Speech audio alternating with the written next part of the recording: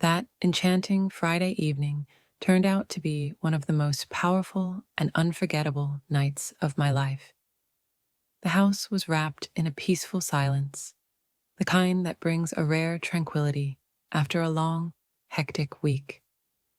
I was completely drained, longing for rest.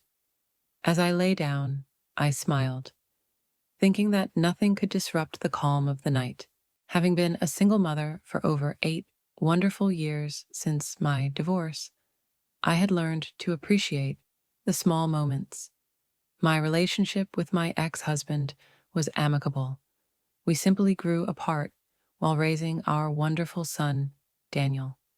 Being a single parent was both rewarding and tough, but I wouldn't trade those moments for anything. Daniel was my everything, intelligent, humorous, and kind. That evening, I was so tired that I barely managed to change into my pajamas before slipping into bed. The house was quiet, as Daniel had gone to sleep hours earlier after an energetic round of video games and schoolwork. Finally, it felt like I could enjoy a peaceful moment alone in my room. Moonlight streamed through the thin curtains, casting soft, playful shadows on the walls. I curled up under my blanket, relishing the warmth as my mind drifted into sleep. Life had been peaceful lately, which felt like a refreshing change after a challenging year. Daniel and I had weathered many storms together since his father left, but despite it all, we had built a beautiful life. As he approached adulthood, our bond remained strong and filled with love. Thinking about those moments made me smile. I felt so fortunate to have such a loving son, but sometimes being both his mother and father was overwhelming. Just as I was about to fully drift off, a gentle knock at my bedroom door pulled me back to consciousness. Was it part of a dream? Then I heard it again. Mom.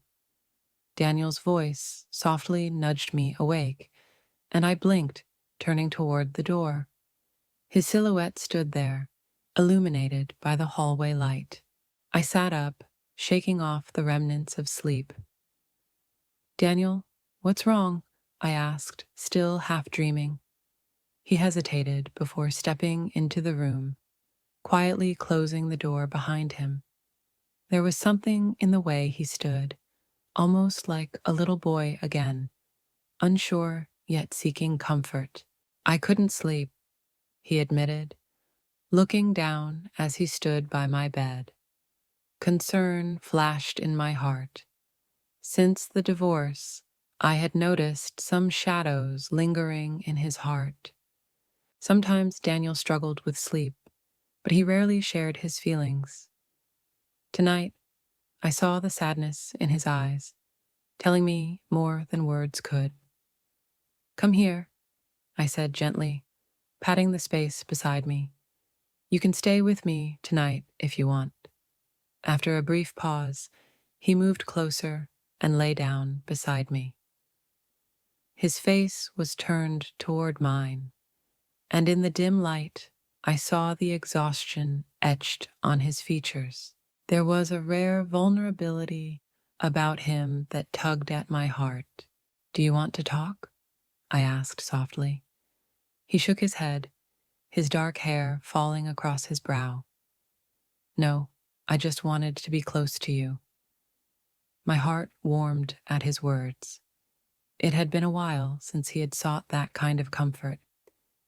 I brushed his hair back lovingly, enjoying the quiet connection between us. That's okay, I whispered, resting my hand on his shoulder. You can stay as long as you need. He smiled, but I could still sense something weighing on him.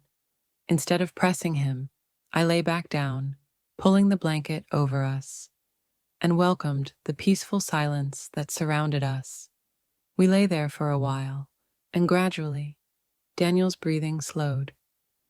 I thought he had fallen asleep when he broke the silence, with a whisper so soft I almost didn't hear it. "Mom, do you ever miss him?"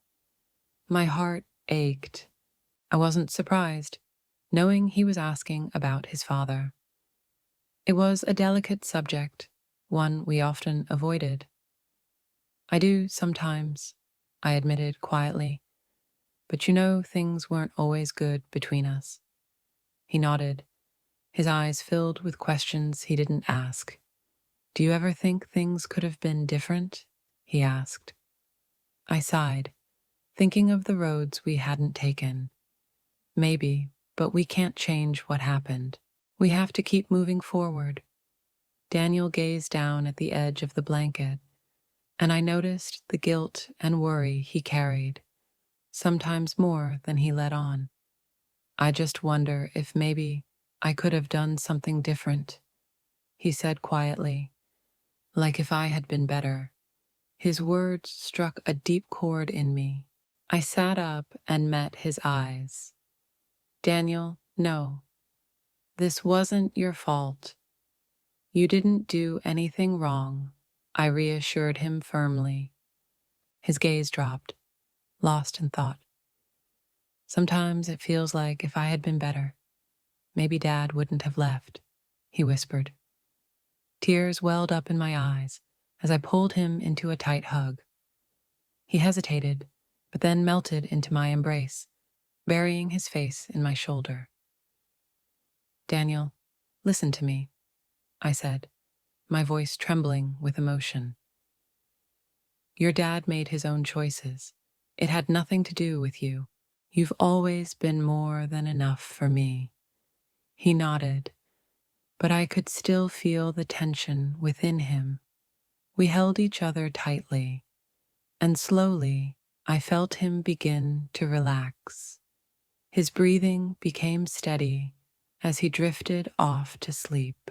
Lying there, wrapped in the warmth of his presence, a gentle sense of peace washed over me. The morning light filtered in, painting the room with soft colors. I looked over at Daniel, still peacefully sleeping, the worries from the night before seemingly forgotten. A smile spread across my face as a sense of joy filled me. But then I remembered the conversation we'd had, and I quietly slipped out of bed, careful not to wake him. I went downstairs to prepare breakfast. The act was mundane, but it felt like a return to normalcy, though my thoughts lingered on the unspoken emotions I had seen in Daniel's eyes. When he finally woke up, he wandered into the kitchen, his hair tousled, and sleep still evident in his eyes. "Morning, sleepyhead," I greeted, trying to sound light-hearted as I set a plate of pancakes in front of him. "Morning," he mumbled, sinking into his breakfast. We exchanged a glance, and the unspoken understanding from the previous night hung between us. After a moment, he spoke, his voice sincere. "Thank you for last night, Mom. I really needed that." "You never have to thank me, Daniel." I smiled, my heart warmed by his words. "I'm always here for you, no matter what." Despite my cheerful tone, I sensed a lingering vulnerability in him as the day unfolded. Our lives returned to their routine, but something had subtly shifted. Laughter echoed through the house as we played games and prepared dinner that evening.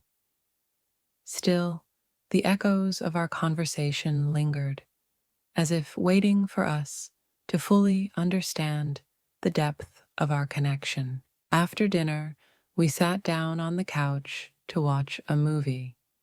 The soft glow of the screen created gentle shadows as we sat close, our knees touching.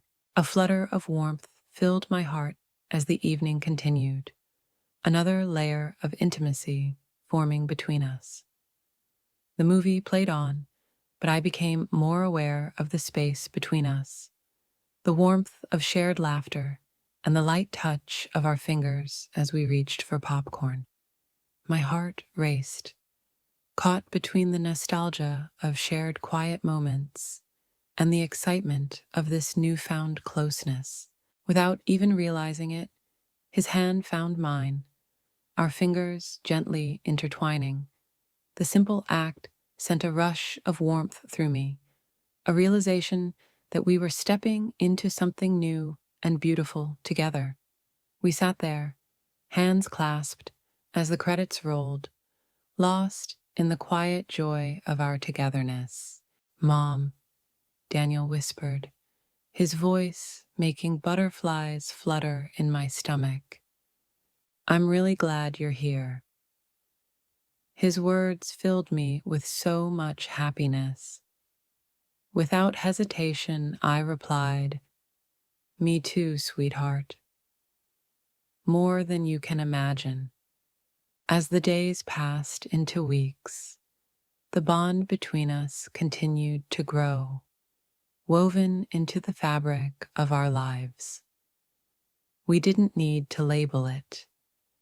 It was simply there, an unspoken magic that existed in every glance and every gentle touch. One crisp evening, as the leaves turned golden and the air carried the scent of autumn, we found ourselves lounging in the backyard under a brilliant sunset.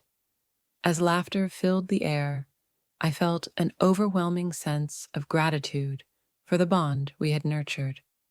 At that moment, I knew that no matter where life took us, we would face it hand in hand, full of love and laughter, creating memories that would last a lifetime.